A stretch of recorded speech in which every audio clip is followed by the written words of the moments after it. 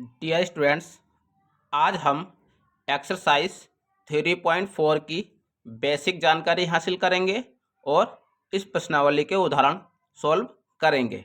तो dear students, आज की हमारी पहला जो टॉपिक है वो दिया गया है आपको आव्यूह पर प्रारंभिक संक्रिया, जिसको हम आव्यूह रूपांतरण भी कहते हैं। डियर स्टूडेंट्स, आव्यूह में प्रारंभिक संक्रियाएं 6 प्रकार की होती हैं। तो आप देखिए, किसी आव्यूह पर 6 प्रकार की संक्रियाएं प्रयोग की जा सकती हैं, जिनमें से 3 पंक्तियों में तथा 3 स्तंभों में प्रयोग की जाती हैं। डियर स्टूडेंट्स, इसमें जो पहली संक्रिया है उसको हम कहते हैं किसी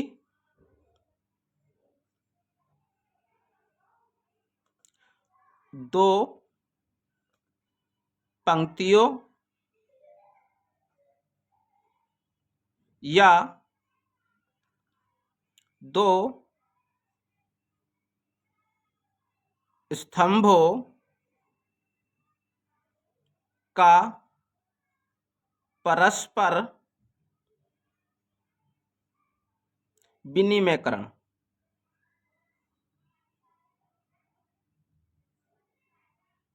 डियर स्टूडेंट्स, पहला जो पॉइंट है हमारा वह है कि किसी दो पंक्तियों या स्तंभों का परस्पर विनिमयकरण किया जा सकता है। जैसे मान लीजिए आपको एक आव्यूह ए दिया गया है, वो इस प्रकार से है, जिसके अवयव हैं 1, -1, 5, 2, √3, 6, 1, 1, 1। इस प्रकार से आपको एक आव्यूह दिया गया है। डियर स्टूडेंट्स, आप इस आव्यूह में जानते हैं कि जो लेटी हुई लाइनें होती हैं इनको हम R1, इसको R2 और इसको हम R3 कहते हैं।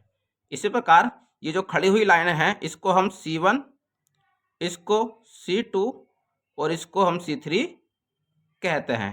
डियर स्टूडेंट्स, पहले पॉइंट के हिसाब से हम किसी भी आव्यूह में दो पंक्तियों या दो स्तंभों को आपस में विनिमयकरण कर सकते हैं। जैसे मान लीजिए आप R1 को R2 की जगह और R2 को R1 की जगह पर लिखना चाहते हैं, तो आप किस प्रकार करेंगे? आपको लिखना होगा R1 पे ऑपरेट करें, R1 R2 पे ऑपरेट करेंगे और R1 R2 को आप इंटरचेंज करेंगे। तो देखिए, तो इस आव्यूह की पंक्ति R1 और R2 को हम आपस में बदलना चाहते हैं, तो आप किस प्रकार करेंगे? डियर स्टूडेंट्स, यहाँ पर 1 और 2 की बात चल रही है, तो पंक्ति 3 पे कोई प्रभाव नहीं पड़ेगा। तो जो पंक्ति 3 दी गई है आप उसको जैसी वो लिखी गई है आप उसको सेम टू सेम लिख लीजिए। डियर स्टूडेंट्स, अब आपको R1 की जगह पर R2 और R2 की जगह पर R1 का प्रयोग करना है। तो देखिए, जो R1 वाली आपकी पंक्ति दी गई है मैं उसको R2 की जगह पर लिख देता हूँ, और जो R2 की जगह पर दी गई है मैं उसको R1 की जगह पर लिख देता हूँ। तो इस प्रकार से आप किसी भी दो पंक्तियों का विनिमयकरण कर सकते हैं। ये प्रक्रिया आप C1 के अंतर्गत भी लगा सकते हैं। जैसे मान लीजिए आप चाहते हैं कि मैं C1 को C2 की जगह लिखूं और C2 को C3 की जगह लिखूं, तो आप किस प्रकार करेंगे? आप करेंगे C1 और C2 को इस प्रकार से लिखकर दिखाएंगे, और आप देखिए यहाँ पर C1 C2 की बात चल रही है, तो जो C3 आपकी पंक्ति दी गई है उस पर कोई प्रभाव नहीं पड़ेगा। आप उसको जैसी वो लिखी गई है आप उसको वैसे ही लिख लीजिए, ताकि आपको बाद में कोई प्रॉब्लम ना हो। स्टूडेंट, अब आपको C2 की जगह पर C1 लिखना है और C1 की जगह पर C2। तो देखिए, ये जो C1 आपकी दी गई है मैं इसको C2 की जगह लिख लेता हूँ। तो आप देखिए, तो ये हो जाएगी आपकी 1, -1, 5। इसी प्रकार जो C2 दी गई है मैं उसको C1 की जगह लिख लेता हूँ, ये हो जाएगी 2, √3, 6। तो इस प्रकार से आप किसी भी आव्यूह की दो पंक्तियों या दो स्तंभों का विनिमयकरण कर सकते हैं। डियर स्टूडेंट, हमारी दूसरी जो हेडिंग है, दूसरा जो पॉइंट है हमारा, वो है कि आप किसी पंक्ति या स्तंभ के अवयवों को एक शून्येतर संख्या से गुणा करना।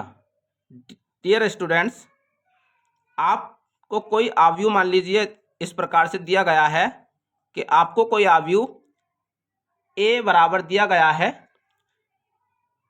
मान लीजिए आपको आव्यूह जो दिया गया उसके अवयव हैं 1 -1 5 2 √3 6 1 1 7।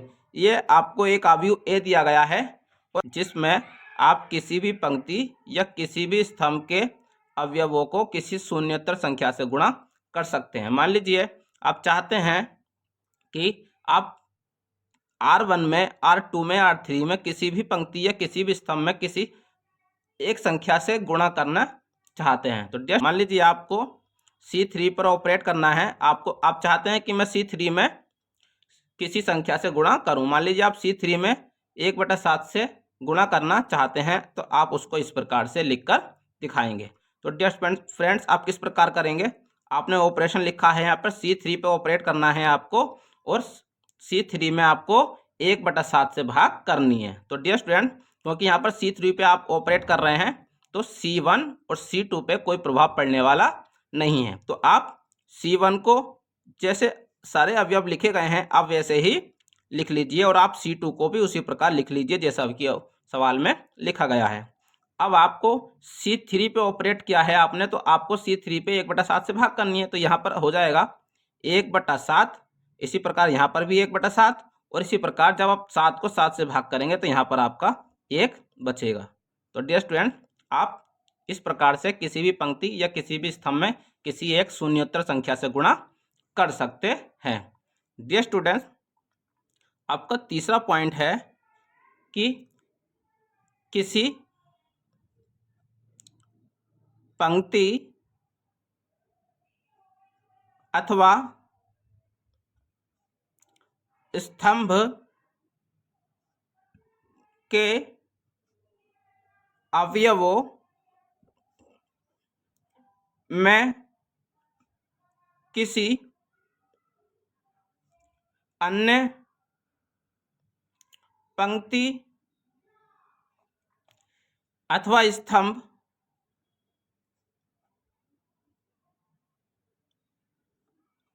के संगत अवयवों को किसी शून्येतर संख्या से गुणा करके जोड़ना। डियर स्टूडेंट्स, तीसरे पॉइंट का मतलब क्या है कि किसी पंक्ति या स्तंभ के अवयवों में आप किसी अन्य पंक्ति या स्तंभ के संगत अवयवों को किसी अन्य शून्योत्तर संख्या से गुणा करके आप जोड़ सकते हैं। डियर स्टूडेंट्स, मैं आपको इसको एक एग्जाम्पल के माध्यम से समझाता हूं। मान लीजिए आपको कोई एक आव्यूह ए दिया गया है और वो दिया गया है आपको 1 2 2 -1। तो डियर स्टूडेंट्स, आप यहाँ पर इसको इस प्रकार से यूज में करेंगे कि आपको R2 पे ऑपरेट करना है और आप चाहते हैं कि मैं R2 में से माइनस करूं 2R1 को, तो करें। तो डियर स्टूडेंट्स, किस प्रकार से आप करेंगे? आपको R2 पे ऑपरेट करना है तो R1 की जो पंक्ति आपको दी गई है आप उसको पहले ही ऐसे लिख दीजिए ताकि कोई प्रॉब्लम बाद में ना हो। अब आपको R1 में 2 से गुणा करनी है और उसको R2 में से माइनस करना है। तो देखिए, जब आप R1 के पहले अवयव में 2 से गुणा कर देंगे तो यहाँ पर 2 हो जाएगा और जब आप 2 में से 2 को घटा देंगे तो यहाँ पर आपका अवयव 0 बचेगा। इसी प्रकार जब आप R1 में यहाँ 2 से गुणा करेंगे तो यहाँ पर 4 हो जाएगा और जब -1 में से -4 आप करेंगे तो यहाँ पर आपकी वैल्यू -5 निकल कर आ जाएगी। तो डियर स्टूडेंट, ये प्रक्रिया आप किसी स्तंभ में भी यूज कर सकते हैं। हमारी अगली हेडिंग है व्युत्क्रमणीय अवयव, जिसको आप इनवर्टिकल मैट्रिक्स भी कहते हैं। तो चलिए स्टूडेंट, सबसे पहले हम इसकी परिभाषा लिख लेते हैं। यदि ए एक वर्ग अवयव है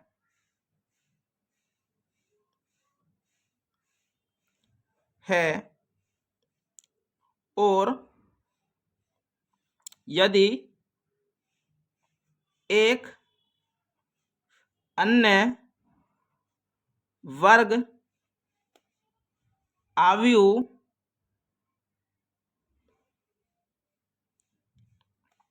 का अस्तित्व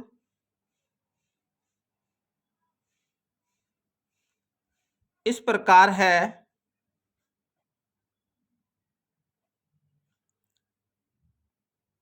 कि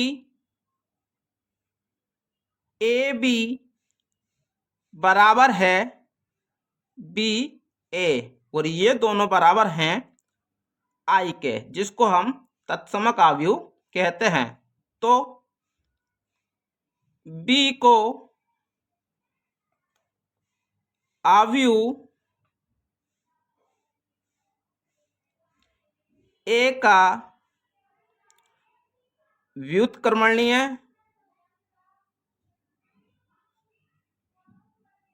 अवयव कहते हैं और इसे ए इनवर्स द्वारा प्रदर्शित करते हैं।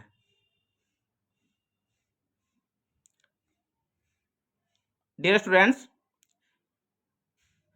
अब मैं आपको इसको एक एग्जाम्पल के माध्यम से समझाता हूं।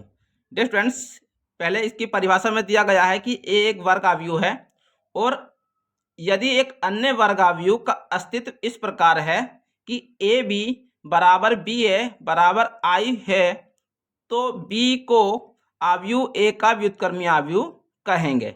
इसे हम ए इनवर्स द्वारा प्रदर्शित करते हैं। डियर स्टूडेंट्स, मान लीजिए आपको एक अवयव ए दिया गया है और जिसके अवयव हैं 2, 3, 1, 2, और आपको एक और अवयव दिया गया है बी जिसके अवयव हैं 2, -3, -1, 2। डियर स्टूडेंट्स, परिभाषा के अनुसार आपको पहले ए बी की मल्टीप्लाई करनी है। तो देखिए, आप ए बी का मान जब निकालेंगे तो अवयव ए की गुणा आप अवयव बी से करेंगे। जब आप अवयव ए की गुणा अवयव बी से करेंगे तो देखिए डियर स्टूडेंट्स, जब आप 2 की मल्टीप्लाई 2 से करेंगे तो यहाँ पर आपका 4 हो जाएगा। इसी प्रकार जब आप 3 की मल्टीप्लाई -1 से करेंगे तो यहाँ -3 होगा।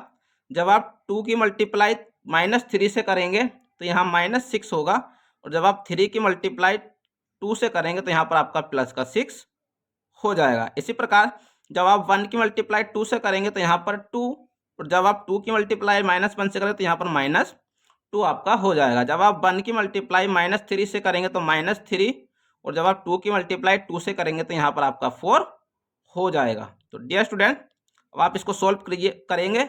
4 में से जब आप 3 को माइनस कर देंगे तो यहाँ पर आपका 1 बचेगा, यहाँ 0 हो जाएगा क्योंकि 2 में से 2 घट जाएगा।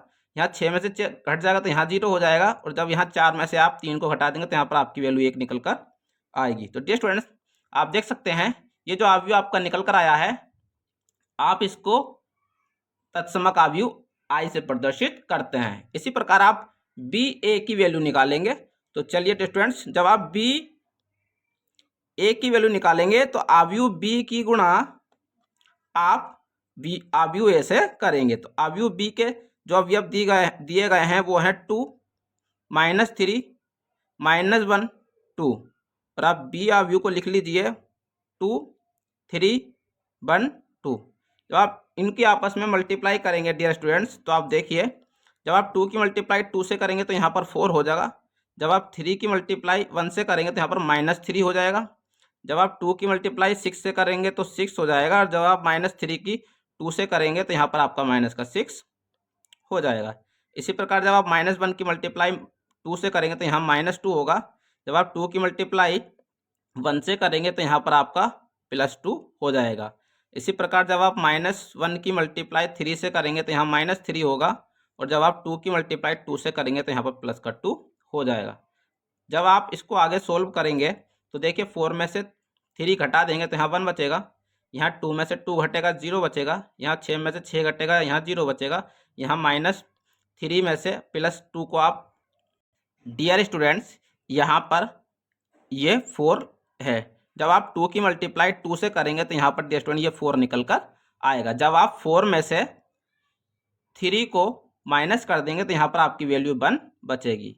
तो आप देख सकते हैं यहाँ पर जो आपका अवयव निकल कर आया है उसको आप आई से प्रदर्शित करते हैं, और जिसको हम तत्समक अवयव कहते हैं। तो डियर स्टूडेंट्स आप देख सकते हैं जब हमने ए बी की वैल्यू निकाली है तो वो भी आई निकल कर आई है, और जब हमने बी ए की वैल्यू निकाली है तो वो भी आई के बराबर निकल कर आई है। तो आप कह सकते हैं कि अतः बी अवयव ए अवयव का व्युत्क्रम है। आप इसको इस प्रकार से लिख सकते हैं कि बी बराबर ए इनवर्स तथा ए अवयव बी का व्युत्क्रम है, अर्थात ए बराबर होगा बी इनवर्स के। तो डियर स्टूडेंट्स इस प्रकार से आप व्युत्क्रमणीय अवयव किसे कहते हैं समझ सकते हैं। डियर स्टूडेंट्स आपकी एनसीईआरटी बुक में एक प्रमेय नंबर 4 दी गई है जो एग्जाम की दृष्टि से इम्पोर्टेंट है। तो चलिए हम इसको सॉल्व करेंगे। ये कई बार परीक्षाओं में पूछी जा चुकी है। प्रमेय दी गई है आपको, यदि ए तथा बी समान कोटि के व्युत्क्रमणीय अवयव हो तो ए बी इनवर्स बराबर होगा बी इनवर्स ए इनवर्स की मल्टीप्लाई के। आप लिखेंगे एक व्युत्क्रमणीय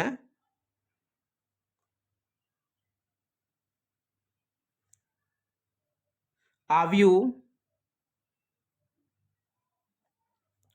की परिभाषा,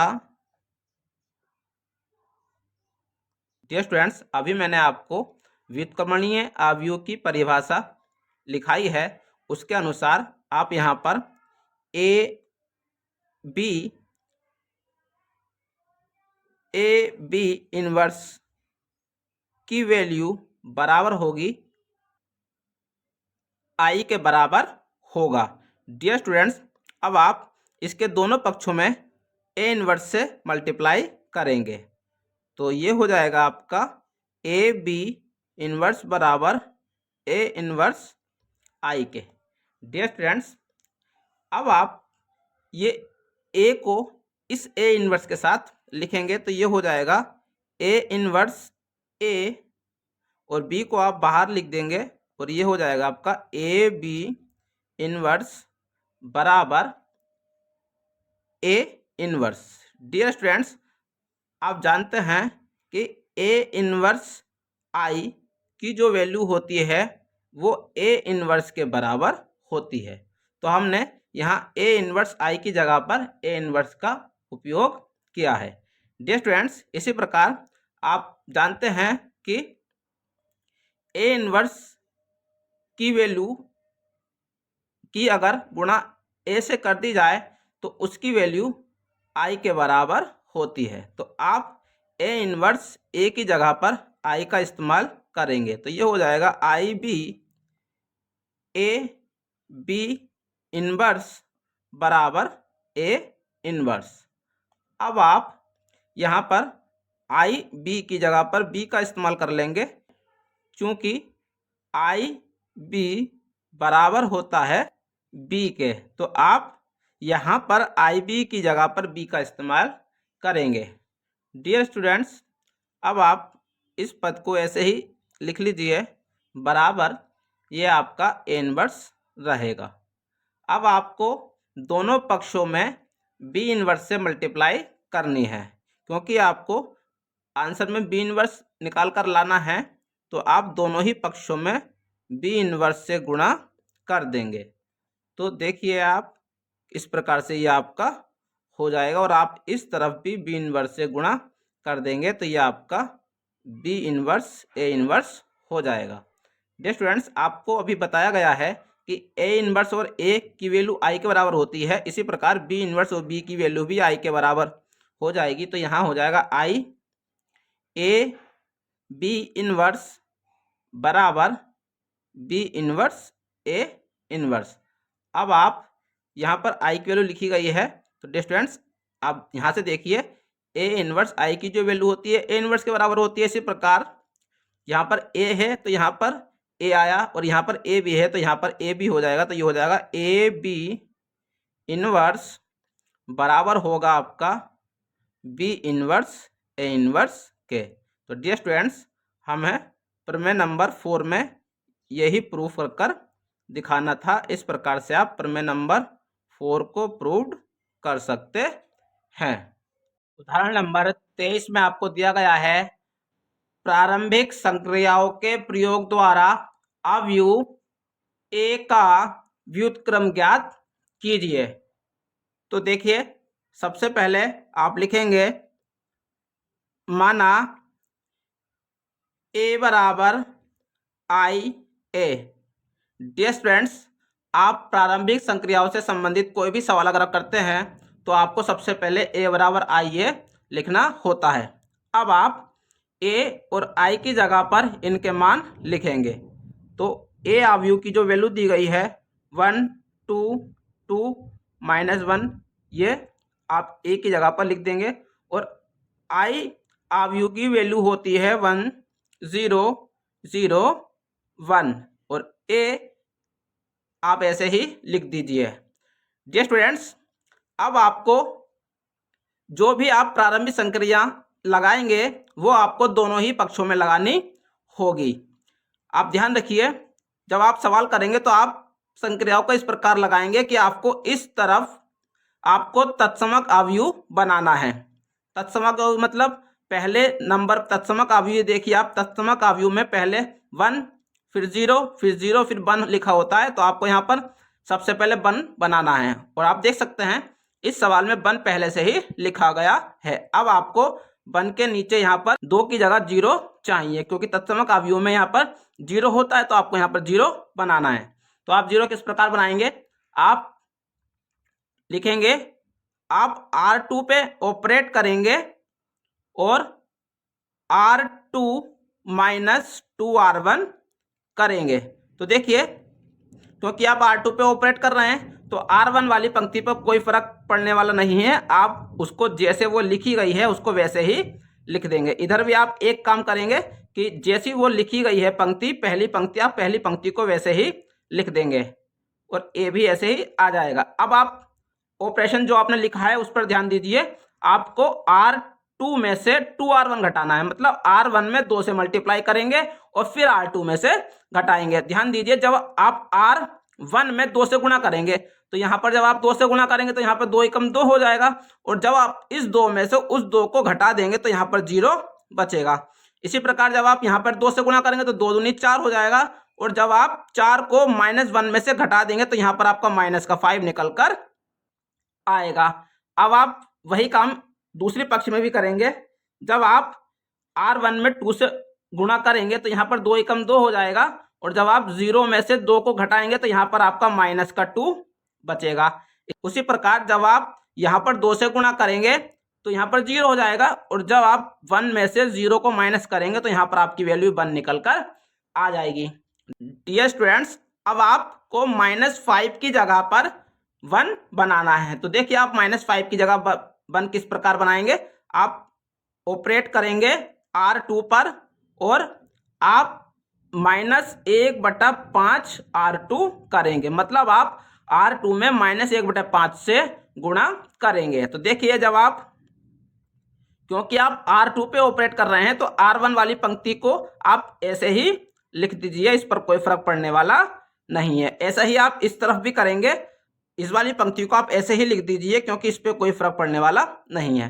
अब आप ध्यान दीजिए, आपको R2 में -1/5 से गुणा करनी है। तो देखिए जब आप 0 में -1/5 से गुणा करेंगे तो यहाँ पर 0 हो जाएगा, और जब आप -1/5 से -5 को गुणा करेंगे तो यहाँ पर आपकी वैल्यू 1 निकल कर आ जाएगी। डियर स्टूडेंट्स, यही काम आपको दूसरी तरफ भी करना है। जब आप -2 में -1/5 से गुणा करेंगे तो यहाँ पर आपका 2/5 निकल कर आ जाएगा। इसी प्रकार जब आप 1 में -1/5 से गुणा करेंगे तो यहाँ पर आपका -1/5 निकल कर आ जाएगा। अब आपको यहाँ पर जहाँ 2 लिखा गया है यहाँ पर आपको 0 बनाना है। तो 0 बनाने के लिए आप क्या करेंगे, आप R1 पे ऑपरेट करेंगे, क्योंकि R1 वाली पंक्ति में आपको यहाँ पर 0 चाहिए। तो आप R1 पे ऑपरेट करेंगे और R1 - 2R2 करेंगे। डियर स्टूडेंट्स देखिए, इस बार आप R1 पे ऑपरेट कर रहे हैं तो R2 वाली पंक्ति पर कोई फर्क पड़ने वाला नहीं है। तो आप R2 वाली पंक्ति के सभी अवयवों को ऐसे ही लिख देंगे। डियर स्टूडेंट्स, अब आप देखिए, आपको R2 में 2 से गुणा करनी है और R1 में से घटाना है। तो देखिए जब आप यहाँ पर 2 से गुणा कर देंगे तो वो 0 हो जाएगा, और जब आप 1 में से 0 को माइनस करेंगे तो यहाँ पर आपकी वैल्यू 1 बचेगी। इसी प्रकार जब आप यहाँ पर 2 से गुणा कर देंगे तो वह 2 हो जाएगा, और जब आप 2 में से 2 को घटा देंगे तो यहाँ पर आपका 0 बचेगा। यही काम आप दूसरे पक्ष में भी करेंगे। यहाँ पर आप जब R2 में 2 से गुणा करेंगे तो ये 4/5 हो जाएगा, और जब आप 1 में से 4/5 को घटा देंगे तो यहाँ पर आपकी वैल्यू 1/5 निकल कर आ जाएगी। इसी प्रकार जब आप यहाँ पर 2 से गुणा करेंगे तो ये माइनस का 2/5 हो जाएगा, और जब आप 0 में से उसको घटा देंगे तो यहाँ पर आपकी वैल्यू प्लस का 2/5 निकल कर आ जाएगी। डियर स्टूडेंट्स, आप देख सकते हैं हमें इस पक्ष में तत्समक आव्यूह का निर्माण करना था, जो कि हो चुका है। अब आप लिखेंगे कि A इनवर्स की वैल्यू आपको निकालनी थी, तो आप A इनवर्स बराबर जो आपका इस साइड में निकल कर आया है वो आपका आंसर कहलाएगा। तो ये हो जाएगा आपका 1/5, 2/5, 2/5 माइनस 1/5। इस सवाल का आपका आंसर हो जाएगा। डियर स्टूडेंट्स, सभी प्रश्न आपको प्रारंभिक संक्रियाओं से संबंधित इसी प्रकार से करने होते हैं। उदाहरण नंबर 24 में आपको दिया गया है, प्रारंभिक संक्रियाओं के प्रयोग द्वारा अवयव A का व्युत्क्रम ज्ञात कीजिए। तो डियर स्टूडेंट, चलिए इस क्वेश्चन को सोल्व करते हैं। आप लिखेंगे, माना A बराबर I A। डियर स्टूडेंट्स, अब आप यहाँ पर A और I के मान रखेंगे। तो A अवयव की वैल्यू आपको दी गई है 0, 1, 3, 1, 2, 1, 2, 3, 1। इसी प्रकार I की वैल्यू आप जानते हैं 1, 0, 0, 0, 1, 0, 0, 0, 1 आप लिख देंगे, और A आपका ऐसे ही लिखा रहेगा। डियर फ्रेंड्स, अब आपको जो भी आप संक्रियाएं यहाँ पर लगाएंगे वो आपको दोनों ही पक्षों में लगानी होंगी। इस पक्ष में आपको इस अवयव की जगह पर आपको तत्समक अवयव का निर्माण करना है। तो देखिए, सबसे पहले आपको 0 की जगह पर 1 बनाना है। अगर आप R1 और R2 की जगह को बदल देते हैं तो आपका ये 1 यहाँ पर पहुंच जाएगा।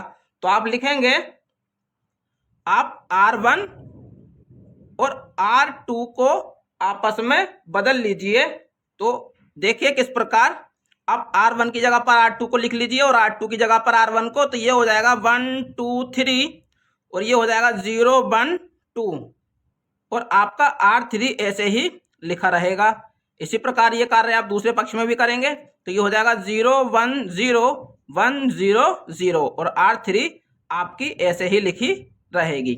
इसी प्रकार अब आपको इस 3 की जगह पर 0 बनाना है। तो आप किस प्रकार बनाएंगे, आप ऑपरेशन लगाएंगे। R3 में आपको क्योंकि 0 चाहिए तो आप लिखेंगे R3 पर ऑपरेट करेंगे, और आप लिखेंगे R3 - 3R1। देखिए आप किस प्रकार करेंगे, क्योंकि आप R3 पर ऑपरेशन लगा रहे हैं तो आप R1 वाली पंक्ति को और R2 वाली पंक्ति को ऐसे ही लिख लीजिए, क्योंकि इन पर कोई प्रभाव पड़ने वाला नहीं है। तो मैंने दोनों पक्ष में ऐसा ही कर लिया है। अब आप देखिए, आप R3 में से 3R1 को माइनस करेंगे, मतलब आपको पहले R1 में 3 से गुणा करनी है और फिर R3 में से घटाना है। तो देखिए, जब आप यहाँ 3 से गुणा करेंगे तो 3 एकम 3 हो जाएगा, और जब आप 3 में से 3 को घटा देंगे तो यहाँ पर आपका 0 बचेगा। जब आप यहाँ पर 3 से गुणा करेंगे तो 3 दूनी 6 हो जाएगा, और जब आप 6 को 1 में से माइनस करेंगे तो यहाँ पर आपकी वैल्यू -5 निकल कर आ जाएगी। इसी प्रकार जब आप यहाँ पर 3 से गुणा करेंगे तो 3 3 9 हो जाएगा, और जब आप 9 को 1 में से माइनस कर देंगे तो यहाँ पर आपकी वैल्यू -8 निकल कर आ जाएगी। इसी प्रकार जब आप यहाँ पर 3 से गुणा करेंगे तो 3 की गुणा जब 0 से होगी तो 0 हो जाएगा, और जब आप 0 में से 0 को घटाएंगे तो यहाँ पर आपका 0 बचेगा। इसी प्रकार जब आप यहाँ पर 3 से गुणा करेंगे तो 3 एकम 3 हो जाएगा, और जब आप 0 में से 3 को घटाएंगे तो यहाँ पर आपकी वैल्यू -3 निकल कर आ जाएगी। इसी प्रकार जब आप यहाँ पर 3 से गुणा करेंगे तो 3 की गुणा 0 से होगी तो वो 0 हो जाएगा, और जब आप 1 में से 0 को घटाएंगे तो यहाँ पर 1 बचेगा। डियर स्टूडेंट्स, अब आपको इस 2 की जगह पर 0 बनाना है। तो आप किस प्रकार बनाएंगे, देखिए, आप ऑपरेशन लिखेंगे कि आप R1 पे ऑपरेट कर रहे हैं, क्योंकि R1 की जगह पर आपको 0 चाहिए, तो आप R1 पे ऑपरेट करेंगे और R1 - 2R2 करेंगे। तो डियर स्टूडेंट्स, देखिए किस प्रकार करेंगे। आपको R1 पे ऑपरेट करना है तो आप R2 और R3 की पंक्तियों को पहले ही ऐसे ही लिख दीजिए, ताकि बाद में कोई गलती ना हो। इसलिए मैंने दोनों पक्षों में ही R2 और R3 की पंक्तियों को पहले ही लिख दिया है। अब आप देखिए स्टूडेंट्स, आपको R2 में 2 से गुणा करनी है और R1 में से घटाना है। जब आप R2 में 2 से गुणा करेंगे तो यहाँ पर 0 हो जाएगा, और जब आप 0 को 1 में से माइनस करेंगे तो यहाँ पर आपकी वैल्यू 1 निकल कर आ जाएगी। उसी प्रकार जब आप यहाँ 2 से गुणा करेंगे तो 2 एकम 2 हो जाएगा, और 2 में से 2 को घटाएंगे तो यहाँ पर आपकी वैल्यू 0 आ जाएगी। इसी प्रकार जब आप यहाँ पर 2 से गुणा करेंगे तो 4 हो जाएगा, और जब आप 4 को 3 में से माइनस कर देंगे तो यहाँ पर आपकी वैल्यू -1 निकल कर आ जाएगी। इसी प्रकार जब आप यहाँ पर 2 से गुणा करेंगे तो 2 एकम 2 हो जाएगा, और जब आप 2 को 0 में से घटा देंगे तो यहाँ पर आपकी वैल्यू -2 निकल कर आ जाएगी। इसी प्रकार जब आप यहाँ पर 2 से गुणा करेंगे तो 0 हो जाएगा, और जब आप 0 को 1 में से माइनस कर देंगे तो यहाँ पर आपकी वैल्यू 1 बचेगी। इसी प्रकार जब आप यहाँ पर 0 से गुणा करेंगे तो 0 हो जाएगा, 0 में से 0 घटाओगे तो यहाँ पर भी आपका 0 बचेगा। डियर स्टूडेंट्स, अब आपको इस -5 की जगह पर 0 बनाना है। आप ऑपरेट करेंगे कि आप R3 पे ऑपरेट करेंगे और R3 + 5R2 करेंगे। तो डियर स्टूडेंट्स, आपको R3 पे ऑपरेट करना है तो आप R1 वाली पंक्ति को और R2 वाली पंक्ति को पहले ही लिख दीजिए, ताकि बाद में कोई गलती ना हुआ। आप हमेशा ही ऐसा कीजिए, ताकि इससे गलती होने की संभावना कम हो जाती है। तो डियर स्टूडेंट्स, आप R3 में, डियर स्टूडेंट, यहाँ पर आपका R2 है, आप ध्यान दीजिए, यहाँ पर आपका R2 है। तो आप R2 में 5 से गुणा करेंगे और R3 में प्लस करेंगे। तो डियर स्टूडेंट, जब आप ऐसा करेंगे तो आपका निकल कर आएगा यहाँ से 0 0 2, और यहाँ पर आएगा आपका 5 -3 1। आप देख सकते हैं, जब आप यहाँ पर R2 में 5 से गुणा करेंगे तो यहाँ पर 5 हो जाएगा, और 5 + 5 में -5 को आप करेंगे तो यहाँ पर आपकी वैल्यू 0 निकल कर आ जाएगी। इसी प्रकार जब आप यहाँ 5 से गुणा करेंगे तो 5 दूनी 10 हो जाएगा, जब आप 10 में से 8 को जोड़ देंगे तो यहाँ पर आपकी वैल्यू 2 निकल कर आ जाएगी। इसी प्रकार यहाँ पर जब आप 5 से गुणा करेंगे और 5 में से 0 को घटाएंगे तो यहाँ पर 5 बचेगा।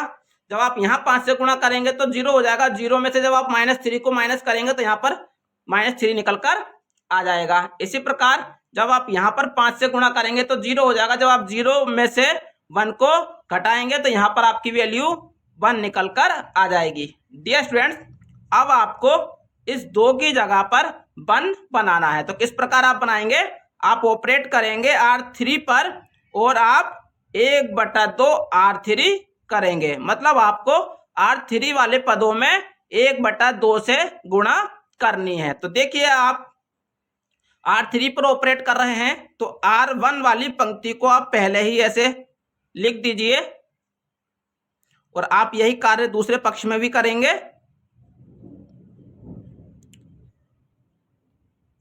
अब आप R3 को 1/2 से गुणा करेंगे। जब 0 में गुणा करेंगे तो यहाँ 0 हो जाएगा, जब यहाँ 0 में गुणा करेंगे तो यहाँ 0 हो जाएगा, और जब आप 1/2 से 2 में गुणा करेंगे 2 से 2 कट जाएगा तो यहाँ पर आपका 1 बचेगा। इसी प्रकार जब आप 1/2 से यहाँ गुणा करेंगे तो यहाँ पर हो जाएगा आपका 5/2, यहाँ पर हो जाएगा आपका 3/2 और यहाँ पर आपका 1/2 हो जाएगा। डियर स्टूडेंट्स, अब आपको इस -1 की जगह पर 0 बनाना है। तो देखिए आप ऑपरेट कीजिए R1 पर और R1 प्लस R3 कीजिए। डियर स्टूडेंट्स, आप R1 पे ऑपरेट कर रहे हैं तो R3 वाली पंक्ति को और R2 वाली पंक्ति को आप पहले ही लिख लीजिए ताकि बाद में कोई गलती ना हो। तो यहाँ पर आप इनको पहले से ही लिख लीजिए, तो ये आपका निकल कर आ जाएगा। डियर स्टूडेंट, जब आप R3 में R1 को प्लस करेंगे तो यहाँ पर आप देखिए आपका निकल कर आएगा 1 0 0। देखिए जब आप -1 में +1 करेंगे तो यहाँ पर 0 निकल कर आ जाएगा। इसी प्रकार यहाँ पर आपका 1/2, इसी प्रकार यहाँ पर आपका -1/2, इसी प्रकार यहाँ पर आपका 1/2 निकल कर आ जाएगा। डियर स्टूडेंट्स, अब आपको इस 2 की जगह पर 0 बनाना है। तो आप किस प्रकार बनाएंगे, आप ऑपरेट करेंगे R2 पर, क्योंकि R2 वाली पंक्ति में आपको 0 चाहिए, तो आप R2 पे ऑपरेट करेंगे और R2 - 2R3 करेंगे। तो देखिए डियर स्टूडेंट्स, R2 पे आप ऑपरेट कर रहे हैं तो R1 वाली पंक्ति को और R3 वाली पंक्ति को आप पहले ही ऐसे लिख लीजिए। तो ये आपका हो जाएगा 1/2 - 1/2, 1/2, यहाँ पर होगा आपका 5/2 -3/2 और आपका +1/2 हो जाएगा। अब आप R3 में 2 से गुणा करेंगे और R2 में से उसको माइनस करेंगे तो यहाँ पर आपकी वैल्यू 0 1 0 निकल कर आएगी और इधर आपकी वैल्यू -4 3 और -1 आपकी वैल्यू निकल कर आ जाएगी। डियर स्टूडेंट्स, अब आप देख सकते हैं कि इस पक्ष में आपका तत्समक अवयव का निर्माण हो चुका है। तो डियर स्टूडेंट्स, अब आपका ये जो निकल कर आया है ये आपका आंसर निकल कर आ गया है। तो आपको इस प्रकार लिखना है कि A इनवर्स बराबर, जो ये पक्ष में आंसर निकल कर आता है वही आपका A इनवर्स का मान कहलाता है। तो ये हो जाएगा आपका 1/2 -1/2 +1/2 -4 3 -1, यहाँ पर होगा आपका 5/2, यहाँ होगा आपका -3/2 और यहाँ पर होगा आपका 1/2। डियर स्टूडेंट्स, इस प्रकार से आप क्वेश्चन नंबर 24 को सॉल्व कर सकते हैं। उदाहरण नंबर 25 में आपको दिया गया है, यदि P बराबर एक अवयव है तो P इनवर्स ज्ञात कीजिए यदि इसका अस्तित्व है। तो डियर स्टूडेंट्स, आप लिखेंगे माना P बराबर IP।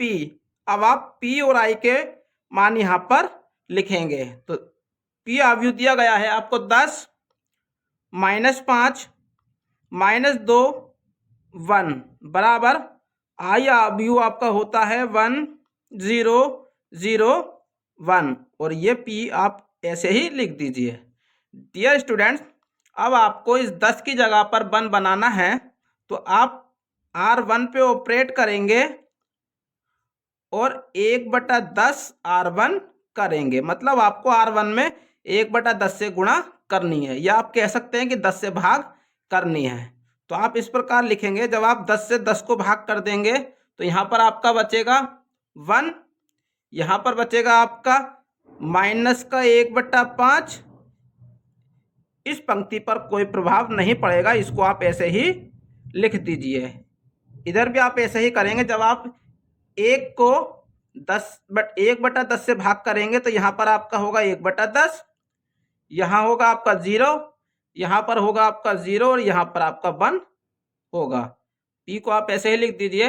अब आपको इस -5 की जगह पर 0 बनाना है, तो आप ऑपरेशन लगाएंगे R2 पर और R2 + 5R1 करेंगे।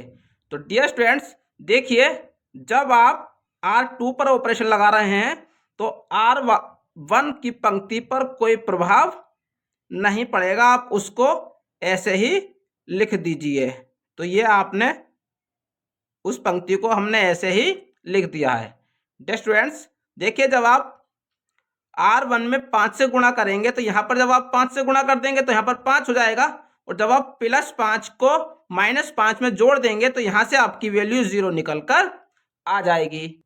इसी प्रकार जब आप R1 में यहाँ 5 से गुणा कर देंगे तो 5 से 5 कट जाएगा, तो यहाँ से -1 बचेगा, और उस -1 को जब आप 1 में प्लस करेंगे तो यहाँ से आपकी वैल्यू 0 निकल कर आ जाएगी। डियर स्टूडेंट्स इसी प्रकार जब आप यहाँ पर 5 से गुणा करेंगे तो यहाँ पर 5/10 हो जाएगा, और जब आप उसको काटेंगे तो यहाँ से 1/2 बचेगा। जब 1/2 को आप 0 में जोड़ेंगे तो यहाँ से आपका 1/2 निकल कर आएगा। इसी प्रकार जब आप यहाँ पर 5 से गुणा करेंगे तो ये 0 हो जाएगा, और 0 में जब आप 1 को जोड़ेंगे तो यहाँ पर आपकी वैल्यू 1 निकल कर आएगी।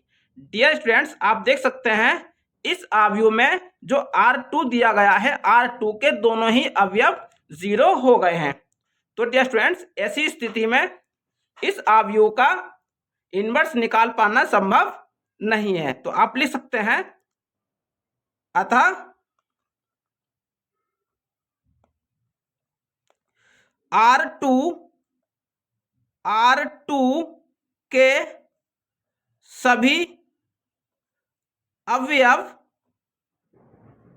0 होने के कारण P इनवर्स संभव नहीं है। डियर स्टूडेंट इस प्रकार आप क्वेश्चन नंबर 25 को सॉल्व कर सकते हैं। डियर स्टूडेंट्स अगर आपको वीडियो अच्छी लगी हो तो वीडियो को लाइक कीजिए, चैनल को सब्सक्राइब कीजिए और बेल आइकन को जरूर प्रेस कीजिए ताकि हमारी आने वाली हर वीडियो की नोटिफिकेशन आपको मिलती रहे।